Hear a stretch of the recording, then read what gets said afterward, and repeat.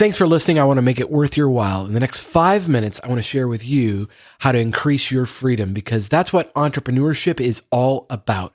But if you want more freedom, it comes at a cost.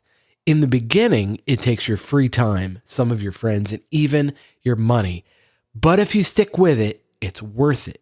And you don't have to trust me, but I'll share with you my 3 biggest lessons anyway from the past 6 years as an entrepreneur. This is The Next Simple Step. I'm Paul Goldsmith.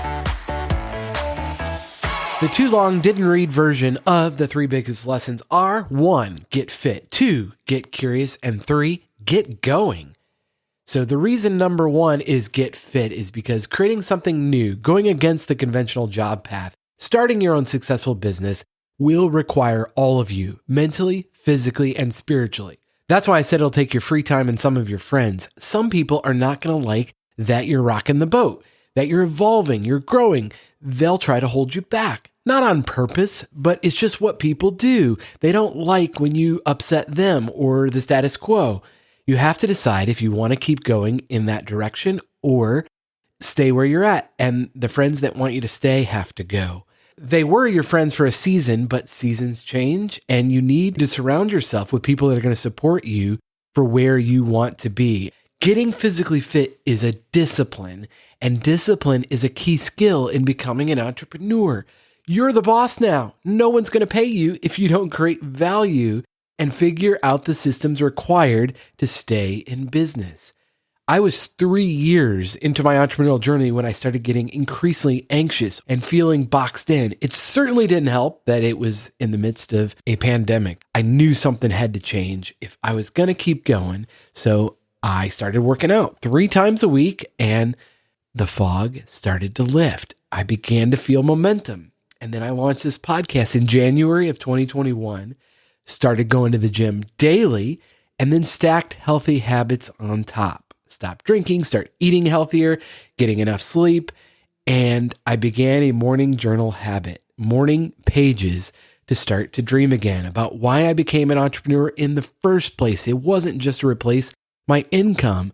It was to have more freedom, to use my gifts and experience to help others to grow as far as I can. Getting fit will enable you to keep going as an entrepreneur when you get sick, when you get stuck. It's not an if, it's a when. You'll have more mental clarity and energy to persevere through the hard times, and there will always be hard times.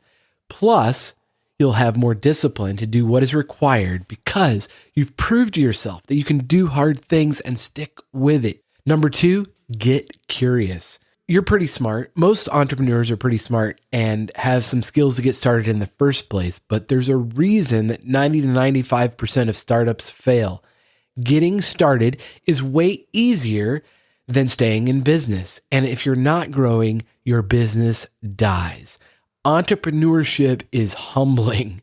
You have to learn on the job as you go, all the things you didn't know before, and hopefully stay one step ahead of going out of business, whether that's sales, human resources, hiring, customer retention, accounting, marketing, everything. You can't do it all for long. It does require getting curious about what you uniquely bring to the table, what you can do better than anyone else on the planet, and then being disciplined to just do that. Then find other people and processes to handle everything else around you and do it quickly. The tendency to do everything yourself is super high in the beginning because you have limited funds and you're also limited in your time and you only control you. So you need cash flow and momentum. You are your own limiting factor. So the only way to grow is to learn what you don't already know. This is why it's helpful to find a mentor or a coach that are a few steps ahead of you to learn from and to get curious about what it'll take you to get to the next level. Curious about who you'll need to partner with or collaborate with.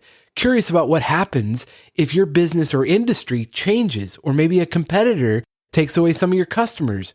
When Jeff Bezos was building Amazon, he famously said, "We're not competitor obsessed, we're customer obsessed. We start with what the customer needs and we work backwards." And business is all about relationships. So how are you deepening the relationships with your customers? And if you stop learning, you stop growing. So get curious. Number 3, get going. Done is better than perfect. And when you're just getting started, you have inertia. You have no momentum. To get that, you have to get going. And so when you're just getting started, I recommend offer what you have to offer for free to see if anybody's interested, and then get their feedback. How can you make it better? And then once you have enough feedback to offer a minimum viable product, then you can start to charge for it. That's it. My 3 biggest takeaways from being an entrepreneur in the last 6 years: get fit, get curious, and get going. If you're stuck right now and you don't know where to start, or you don't know how to begin, let me know. I'd be happy to help. You can schedule a free discovery coaching call at nextsimplestep.com. Thanks for listening, and I'll talk to you next time on the Next Simple Step Podcast.